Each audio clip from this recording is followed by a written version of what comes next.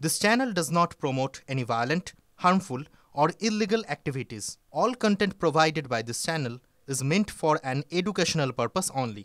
বাহ এবার হয়েছে স্বাদ। হ্যাঁ, অপূর্ব স্বাদ। এমডিএচ এর চাঙ্কি চাট মশলা জীবনে আসল স্বাদ জাগলো। আসল মশলা এসএস এমডিএচ। আমার সহকর্মী শুভজিৎ মিত্র কিছু বলছেন। লড়াই করেছে আজকে এই মুহূর্তে কলকাতার রাজপথে বসে আছে। কাকিমা আপনি আসছিলেন, আপনার সঙ্গে আস্তে আস্তেও কথা হলো। আপনি বলছিলেন যে আপনি জখম, আঘাত পেয়েছেন।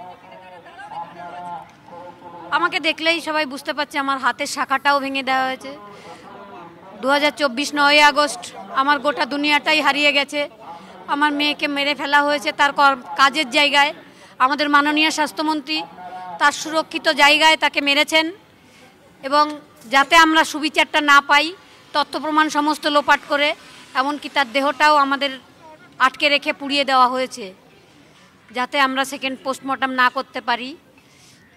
সেদিন আমরা টালা থানায়ও গিয়েছিলাম সেকেন্ড পোস্টমর্টম চেয়ে মেয়ের জন্য দাবি করে, কিন্তু ওরা জোর করে আমার মেয়েটাকে নিয়ে চলে গিয়ে পুড়িয়েই দিয়েছিল এক প্রকার। আপনারা 1 বছর আগে পুলিশের ভূমিকা দেখেছেন, আজকের দিনে আজকে 1 বছর পর পুলিশের ভূমিকা আবারও দেখছেন। এই নির্লজ্জ পুলিশ এটা আমাদের আইন শৃঙ্খলা রক্ষা করার জন্য নেই, এরা মুখ্যমন্ত্রীর দুর্নীতিকে ঢাকার জন্য রয়েছে। এরা মুখ্যমন্ত্রীর হয়ে তার যে হাওয়াই চটিটা চাটতে চাটতে এত নির্লজ্জ হয়েছে যে এখানে চুপচাপ দাঁড়িয়ে আছে, আমাদের কোনো কথার উত্তর তারা দিচ্ছে না। আপনার মাথাটা ফুলে আছে আমরা দেখতে পাচ্ছি, কিন্তু আমরা মুখটা দেখাতে পারবো না। মাথাটা ফুললো কি করে? পুলিশ মেরেছে, কলকাতা পুলিশ 4-5 জন পুরুষ পুলিশ, মহিলা পুলিশ সবাই এসে আমাকে মেরেছে। হাতের শাখাটা ভেঙে দিয়েছে, দুজন পিঠে লেগেছে, মনে আমাকে ফেলেই দেওয়া হয়েছিল, ধরে তুলেছে, মারার চেষ্টাই করা হয়েছে। আপনারা এখানে এসেছেন, আপনাদের কোনো রাজনৈতিক ঝান্ডা হাতে বাংলার মানুষ দেখেনি, আপনাদের মুখ থেকে কোনো রাজনৈতিক স্লোগানও কেউ শোনেনি। আপনি এসে বারবার এখানে বলছিলেন যে পুলিশ আধিকারিক কে আছে, একবার আসুন, একবার কথা বলুন। আমরা শুনছিলাম, সেটাও আমরা দেখিয়েছি। এসেছে কেউ? অনেকক্ষণ তো এসছেন আপনারা। কেউ আসেনি, কেউ আসেনি। আমি বলেছি প্লিজ ব্যারিকেডটা কেন দেওয়া হয়েছে একটু বলুন। আমাদের তো কোর্টের অর্ডারই রয়েছে আমরা শান্তিপূর্ণ মিছিল করতে পারি, আর মিছিল দেখুন সব আটকে দিয়েছে। কজন লোক আছে আমার সঙ্গে? এখন লক্ষ লক্ষ লোক ছিল আমার সঙ্গে, সবাইকে আটকে দেওয়া হয়েছে, কিন্তু এখন মাত্র কয়েকজন আছে। তার থেকে হয়তো এখানে পুলিশ আধিকারিক তার থেকে অনেক বেশি আছে, তাতেও ওদের কিসের ভয় এত? আমাদের মানে পুলিশের এখানে যে ভারপ্রাপ্ত রয়েছেন কেউ এসে কোনো কথা বলেনি? কেউ কোনো কথা বলছে না, ওখানে যেন বোবা হয়ে দাঁড়িয়ে আছে ওরা। কাকিমা, এই রোদের মধ্যে কতক্ষণ বসবেন আপনি? মানে আপনাকে দেখে বোঝা যাচ্ছে যে আপনার কথা বলতেও কষ্ট হচ্ছে। কতক্ষণ বসবেন? যতক্ষণ না ওরা ব্যারিকেড সরাবে, আমাকে কেন মারলো সেই জবাবটা না দেবে, ততক্ষণ আমি এখানে বসে থাকবো। এই 1 বছর বহুবার আপনারা পুলিশের ভূমিকা নিয়ে প্রশ্ন তুলেছেন। যখনই আমরা গেছি দেখি পুলিশের ভূমিকা, আমি সেই 9 আগস্ট থেকে রোজই দেখি। যখন জুনিয়র ডক্টররা আন্দোলন করে, যেই আন্দোলন করুক, যেই we want justice, we demand justice, এই কথাটাতে মমতা ব্যানার্জি খুব ভীত, অভয়া নামটাতে খুব ভীত উনি। সেই জন্য অভয়ার বাবা মা হিসাবেও আমাদের খুব উনি ভয় পান, তাই আমাদের এইরকম রাস্তার মধ্যে ওনার পুলিশ দিয়ে মেরে ফেলার চেষ্টা করা হয়েছে। কাকিমা, আপনাদের পাশে 2 জন বিজেপি নেতা বসে আছেন, কিন্তু আপনারা এসইউসিআই নেতৃত্বর কাছেও গেছিলেন, তাদেরকেও আহ্বান করেছেন। সাধারণ নাগরিক, সমস্ত রাজনৈতিক মহল, সবাইকে আমি পাশে থাকতে অনুরোধ জানিয়েছিলাম এবং সবাই আমার পাশে ছিল। সবাইকে ওখানে আটকে দেওয়া হয়েছে, এই কজন মাত্র আমার সাথে আছে। অনেকেই সোশ্যাল মিডিয়ায় বা অনেকেই তারা ইচ্ছাকৃত বা হয়তো অনিচ্ছাকৃত ট্রেন্ডে গা ভাসিয়ে তিলোত্তমার বাবা মাকে রাজনীতিকরণ করে দিচ্ছে, রাজনৈতিক রঙে রাঙাতে চাইছে। আমরা কোনো রাজনীতি করি না, আমার মেয়ে পছন্দ করতো না কোনো রাজনীতি, সে রাজনীতি থেকে 7 হাত দূরে থাকতো। সে সবসময় মেধাবী, পড়াশোনা করতে ভালোবাসতো, পেশেন্ট দেখতে ভালোবাসতো। কেন তাকে এই সরকার খুন করে ফেললো, সেই যে কি রহস্য আছে সেটা হয়তো সামনে আনতে চাইছে না আমাদের চোর মুখ্যমন্ত্রী, তাই আমাদের উপর আক্রমণ করা হচ্ছে, আমাদের ভয় পাচ্ছে। সেই রহস্যটা আমরা ভেদ করতে চাই, এই দুর্নীতির শিকড় কত গভীরে সেটা দেখতে চাই। এই সন্দীপ ঘোষ, এই যে টালা থানার পুলিশ, তারপরে যে ভিপি, যে সুপার, চেস্ট মেডিসিন ডিপার্টমেন্টের, এরা একদিনে এরম প্রভাবশালী হয়ে যায়নি। এরা সবাই পুরো চেস্ট মেডিসিন ডিপার্টমেন্ট মিলে আরজি করের একটা সুরক্ষিত জায়গায় আমার মেয়েটাকে ডিউটিরত অবস্থায় ধর্ষণ এবং খুন করেছে। সঞ্জয় রায় একার পক্ষে কিছুই সম্ভব না, এটা আমরা ওদের সিবিআই এর রায়ের কপির অর্ডারেও দেখেছি, রায়ের কপিতেও দেখেছি। কাকিমা, যে কোনো আন্দোলন তার একটা শুরু আছে, কোনো আন্দোলন ফল পায়, কোনো আন্দোলন মাঝপথে থেমে যায়।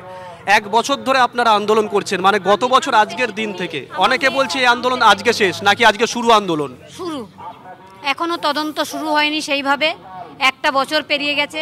আমার মেয়ে যখন এই ছোট, খুব ছোট, আমরা একটা টালির বাড়িতে থাকতাম, তখন মেয়েটা আদো আদো কথায় ডাক্তার কিও জানতো না, কিন্তু আমাকে বলতো মা আমি ডাক্তার হব। আমাদের স্বপ্ন এটা ছিল না, কারণ আমরা সেই সামর্থ্য ছিল না যে ওকে ডাক্তার তৈরি করব। কিন্তু মেয়েটার যেমন ছিল স্বপ্ন, তেমন ছিল মেধা, তেমন ছিল তার পরিশ্রমী ধৈর্য। সে এত কষ্ট করে এই জায়গাটা এসেছিল, এখন তার এমডি হয়ে যেত কমপ্লিট। সেইখানটায় তার ডিউটির জায়গায় তাকে কেন খুন করা হলো, এই বিচারটা যতদিন আমি না নিতে পারবো আমি মেয়ের কাছে জবাবদিহি করতে পারবো না। তাই আমাকে কেউ থামাতে পারবে না, একমাত্র থামাতে পারবে আমাকে মেরে ফেললে, তার আগে না। আপনার কি কাকিমা কোথাও মনে হয় যে মূল বিষয়টা ইচ্ছাকৃত করে কেউ বা কোনো শ্রেণী সেটা ঘুরিয়ে দেওয়ার চেষ্টা করছে? একদম ঘুরিয়ে দেওয়ার চেষ্টা হচ্ছে, যাতে আমরা বিচার না পাই, সেটাই সবসময় চেষ্টা করা হচ্ছে।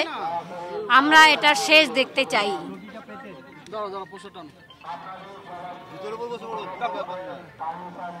কাকিমার সঙ্গে কথা বলছিলাম, আপনাদের সঙ্গে অনেকবার কথা হয়েছে, আমরা আমাদের সহকর্মীরা গেছেন, কিন্তু আজকের দিনে দাঁড়িয়ে 1 বছর ঘুরছে, সেই সময় থেকে হঠাৎ করে আপনাদেরকে রাজনীতির রঙে রাঙিয়ে দেওয়ার চেষ্টা হলো। আপনাদের পাশে এই মুহূর্তে বিজেপি নেতারা আছেন, কিন্তু আপনারা এসইউসিআই পার্টি অফিসেও ছুটে গেছিলেন, তাদেরকেও আমন্ত্রণ জানিয়েছিলেন, তারপরেও আপনাদেরকে রাজনীতির রঙে রাঙিয়ে দেওয়া হচ্ছে। ইচ্ছাকৃত? ভয় পেলে মানুষ অনেক কিছু করে, মানে শেষ খড়কুটোটা আটকে ধরার চেষ্টা করে। আমাদের মুখ্যমন্ত্রী সেই চেষ্টা করছেন, কিন্তু উনি পারবেন না, কিছুতেই ওনার বাঁচার নেই। ওনারা মহাভারতের যুদ্ধ হয়েছিল কেন? দ্রৌপদীর বস্ত্রহরণ হয়েছিল বলে। দ্রৌপদীর বস্ত্র না হলে কিন্তু মহাভারতের যুদ্ধ হতো না। যেভাবে হোক মেনে নিত পাণ্ডবরা। মহাভারতের যুদ্ধের কথা যদি একবারই মনে করে থাকে, এটা কি যুদ্ধ? অবশ্যই সিস্টেমের বিরুদ্ধে। অবশ্যই এই মহাভারতের যুদ্ধের কথা উনি মনে থাকে। কৌরবদের যেমন পতন ঘটেছিল, এই তৃণমূলের সরকারও পতন ঘটবে। আমার মেয়ের এই যে সততা, মেয়ে যে কর্ম করেছে, যে 31 বছর মানে 17 বছর বয়সে MBBS হওয়ার, ডাক্তারি যে 8 বছর ট্রিটমেন্ট করেছে মানুষকে, সেই মানুষের আশীর্বাদ এই বিফলে যাবে না। আর সিস্টেমের বিরুদ্ধে আপনি বলছেন যুদ্ধ, সিস্টেমের বিরুদ্ধে যুদ্ধ করতে গেলে সেই নার্ভের জোর, সেই সহনশীলতা আমাদের সঙ্গে আছে। সমস্ত পশ্চিমবঙ্গের লোক, সমস্ত ভারতবর্ষের লোক, সমস্ত পৃথিবীর লোক আমাদের সঙ্গে আছে।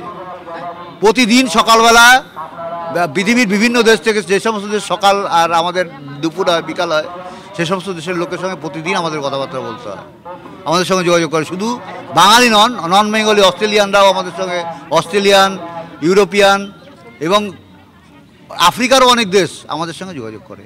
এই 1 বছরের লড়াই কি আজকে শেষ, না আজকে থেকে নতুন শুরু? আজকে থেকে আবার শুরু। প্রতি সব দিন যাচ্ছে, আমরা একটা প্রতিজ্ঞা করছি, সেই প্রতিজ্ঞা আমরা ছিনিয়ে আনবই। এই আমাদের একটাই উদ্দেশ্য, এই বিচার ছিনিয়ে আনা।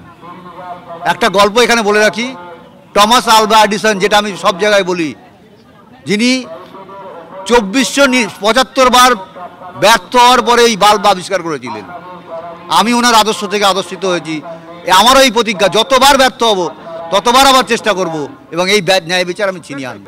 যারা শুভাকাঙ্ক্ষী, শেষ প্রশ্ন, অনেকেই প্রশ্ন করেন যে তিলোত্তমার বাবা মা তারা মাঝপথে থেমে যাবেন না তো? না, কোনো সময় থামার কোনো প্রশ্নই নেই। আমার মেয়েটাকে 63 সবই হারিয়ে গেছে, থামার কি দরকার আছে? সব হারিয়ে ফেলেছিলাম। মেয়েটাকে মানুষ করার জন্য করেছিলাম, সেটা আমার এক রাত্রে শেষ করে দিয়েছে পুলিশ। বাকি জীবন আমরা বেঁচে থাকবো এই অন্যায়ের প্রতিবাদ করার জন্যে। এর ন্যায় আমরা আনবই। আমাদের প্রশ্নে জর্জরিত হয়ে সিবিআই ডিরেক্টর বলতে হচ্ছে এই মামলা আমরা ছেড়ে দেব। আমরা ভ্যালিড পয়েন্ট করেছি বলে উনি উত্তর দিতে পারছেন না বলে, অন্য কিচ্ছু নয়। এর জবাব কিন্তু ওনাকে কোর্টে দিতে হবে। আইনি লড়াই, রাস্তার লড়াই দুটোই চালিয়ে চলবে, সব চলবে।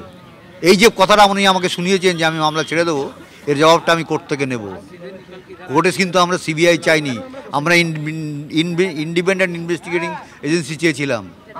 কোর্ট সিবিআইকে ভালো মনে সিবিআই দিয়েছিল, সেই জবাব আপনি খুব ভালো একটা পয়েন্ট বললেন। আপনি বারংবার আমাদের কাছে অন রেকর্ডে রয়েছে, আপনি বলেছিলেন এর আগেও যে আমরা সিবিআই চাইনি, আমরা তদন্ত চেয়েছিলাম, সঠিক তদন্ত, ইন্ডিপেন্ডেন্ট ইনভেস্টিগেটিং এজেন্সি। কিন্তু কেউ বলে যে আপনারা সিবিআই চেয়েছেন, সিবিআই পেয়েছেন, তারপরে সন্তুষ্ট নয় কেন? এটা কি ভুল বোঝানো? এটা মানুষকে বিভ্রান্ত করার জন্য করা হয়।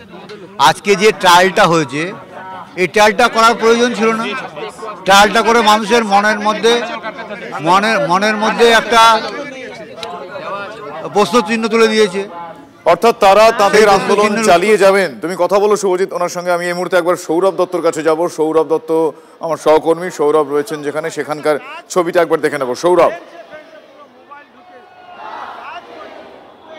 দেখো প্রায় 1 ঘন্টারও বেশি সময় হয়ে গেল। ছবিতে দেখাবো শুভেন্দু অধিকারী বসে রয়েছেন, বিধায়করা, বিজেপি বিধায়করা বসে রয়েছেন, সেই সঙ্গে সজল ঘোষ, অর্জুন সিং, আর তারা এসছেন। বিজেপি কর্মী সমর্থকদের ভিড় বাড়ছে এখানে পার্ক স্ট্রিট চত্বরে, জিওলজিক্যাল সার্ভে অফ ইন্ডিয়ার সামনে জমায়েত। সেই জমায়েত কিন্তু দীর্ঘ হচ্ছে, সমস্ত বিজেপি কর্মী সমর্থকদের ভিড় বাড়ছে এবং সেখানেই এক বিজেপি কর্মী সমর্থক যিনি দাবি করছেন যে তার যে এই যে কাঁধের কাছে এই যে লাল শীটের দাগ পড়ে গিয়েছে, তার পিঠের এখানে লাল শীটের দাগ রয়েছে, পিঠে লাল শীটের দাগ রয়েছে।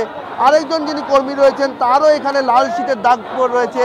এই সমস্ত দাগই তারা বলছেন রাখির দিনে তিলোত্তমার ন্যায় বিচারের দাবিতে, তিলোত্তমার বাবা মায়ের ডাকে তারা যে আন্দোলনকে, অভিযানকে সফল জানানোর জন্য কথা নিয়েছিলেন, সেই জন্য এই ঘটনা ঘটেছে। এই ঘাত কোথা থেকে হলো? এই আঘাত কি করে লাগলো আপনার? এই আঘাত কি করে লাগলো আপনার? নবান্ন অভিযান আমরা শান্তিপূর্ণভাবে যাচ্ছিলাম। বোনের জন্য তো দাদারা তার বিচার চাইবেই। 1 বছর আরজিকর কাণ্ডের কোনো বিচার হচ্ছে না, তাই আজকে নবান্ন অভিযান ছিল শান্তিপূর্ণ। আমাদের অভিযানটা শান্তিপূর্ণই ছিল। পুলিশ যেতে দেবে না, পুলিশ তাই তাড়া করে পিটিয়েছে। দেখে নিন এর প্রমাণ, তাড়া করে পিটিয়েছে, যেতে দেবে না নবান্ন অভিযানে। আমার শরীরে নিচের দিকে অনেক মার আছে, সেটা আমি খুলে দেখাতে পারছি না। আপনার কোথায় মেরেছে? হাত অনেক লোককে মেরেছে, তাড়া করে পুলিশের জন্য। পুলিশ তাড়া করে মেরেছে, পুলিশ তাড়া করে মেরেছে। আমার এই তো এই জায়গায় কি করে হলো? আপনারা কোনো প্ররোচনা দিয়েছিলেন? না, আমরা শান্তিপূর্ণ আন্দোলন করছিলাম। তাহলে কি করে হলো? জানোয়ারের মতো মেরেছে। দেখুন, হঠাৎ ওরা শুরু করে দিল লাঠিচার্জ, আমরা তো বুঝতেই পারলাম না। অনেক লোক পড়ে গেল। আন্দোলন যেখানে আমাদের একটাই দাবি ছিল যে অভয়ার শাস্তি চাই, আমরা শান্তিপূর্ণ আন্দোলন করছিলাম। পশুর মতো আজকে আচরণ করেছে কলকাতা পুলিশ, মমতা ব্যানার্জির পুলিশ। আজকে মানুষকে কিভাবে রক্তাক্ত করেছে, আমরা বিচার চেয়েছিলাম। আমরা দেখো, যে অভিযোগ বিজেপি কর্মী সমর্থক করছেন, তারা দাবি করছেন তাদের তরফে কোনো প্ররোচনা ছিল না। কোনো রকম কোনো প্ররোচনা থাকা না সত্ত্বেও তাদেরকে তাড়া করে একেবারে বেছে লাঠির ঘা তাদের পিঠে, পেটে মারা হয়েছে। তারা বলছেন যে তারা তিলোত্তমার ন্যায় বিচার দাবিতে পথে নেমেছিলেন, আর সেই কারণেই লাঠির ঘা খেতে হলো, পুলিশের লাঠির মুখে পড়তে হলো। শুভজিৎ, একেবারেই ধন্যবাদ তোমায়। আপাতত সৌরভ সহকর্মী। সৌরভ, এই মুহূর্তে আন্দোলনকারীরা কিভাবে পুলিশের মার খেতে হয়েছে তাদের, সেই ছবি আপনারা দেখছেন। আমার সহকর্মী প্রদীপ্তর কাছে একবার যাব। প্রদীপ্ত কান্তি ঘোষ আমার সহকর্মী এই মুহূর্তে রয়েছেন আমার সঙ্গে। প্রদীপ্ত, কি ছবি দেখা যাচ্ছে? একই রকম না কিছু পরিবর্তন এলো?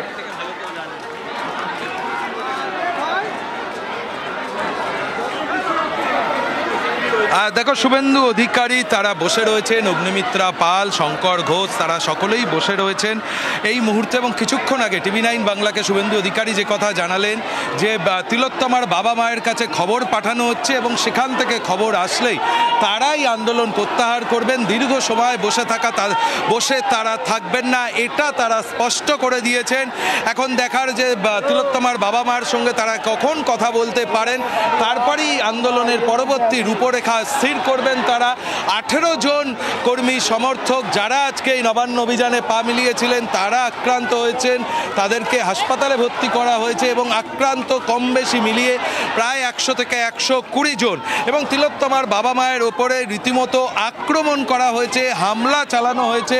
এবং যেহেতু মমতা বন্দ্যোপাধ্যায়ের সরকার দেশ বিরোধী একটা সরকার, এবং সেই কারণেই দেশের যে জাতীয় পতাকা, সেই তেরঙ্গা পতাকাও আজকে পুলিশের দ্বারা ভুল লুণ্ঠিত হয়েছে সেই ছবিটাও কিন্তু ধরা পড়ছে এবং সাধু সন্তরা যারা এসেছিলেন তারাও অনেকে আক্রান্ত হয়েছেন এবং তারা অনেকেই এই মুহূর্তে শুভেন্দু অধিকারীর আশপাশে তারা বসে রয়েছেন এবং কোচবিহারের যে ঘটনা ঘটেছিল ফলে স্বাভাবিকভাবেই শুভেন্দু অধিকারীর নিরাপত্তা বেড়েছে। অন্য প্রান্তের একটা ছবি আমার সহকর্মী তুষার ঘটক তুলে ধরছে, ঠিক শুভেন্দু অধিকারীরা যেখানে বসে রয়েছেন তার কয়েক ফুট দূরে দেখতেই পাচ্ছ যে কলকাতা পুলিশের বিরাট বাহিনী, র্যাব, কলকাতা পুলিশের অন্যান্য আধিকারিকরা নেতৃত্ব দিচ্ছেন, জয়েন্ট সিপি রূপেশ কুমার, ফলে তারা সকলেই এখানটায় ব্যারিকেড করে রেখেছেন এবং তারপর তারা এগোতে দেবেন না।